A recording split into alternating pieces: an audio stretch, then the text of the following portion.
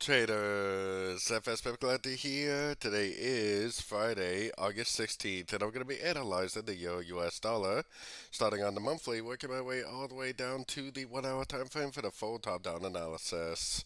So on the Euro dollar, I definitely am still looking at this as a wave A. I think this is 3 waves down for a wave B, even though it is a lower low. That's why I'm calling it an expanding flat. And I think that we are likely now to make a wave C of this expanding flat, which should go up and take out these previous highs, most likely around the 178 and 161.8 Fibonacci extensions. So let's take it down to the weekly time frame. On the weekly time frame, I think this is the wave 1 over here. This is a big expanding flat wave 2. That would make this right here a wave 1 of wave 3, a WXY wave 2 of wave 3, and we are already in that wave 3. And if that is the case, then we should continue to make higher highs, higher lows on this weekly time frame in this wave 3.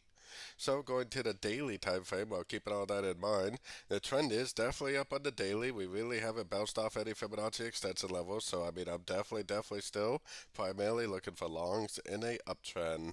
Going down to the 4 hour time frame, I mean I have my Fibonacci retracement on this last push up on the 4 hour time frame. We already made a little bit of a three-way pattern down, so I mean I honestly, especially with the fact that the trend is up on all the higher time frames, I really would not be surprised if it just kept on drifting up like this. The trend is your friend, and normally if you trade with the trend you will definitely be way more successful in my opinion. Taking it down to the 1 hour time frame, on the 1 hour time frame is where I got my Fibonacci retracement from here to here. Now I do think this already looks like 3 ways down. It may have already made an ABC correction.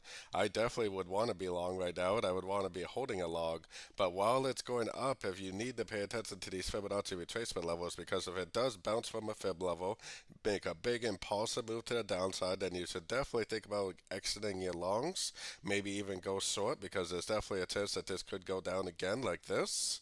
But the trend is up at all the higher time frames. I would definitely want to be long, want to be holding longs, and I would definitely primarily want to continue to look for longs, because I think the chances are better that it probably will just keep on making those higher highs, higher lows like this.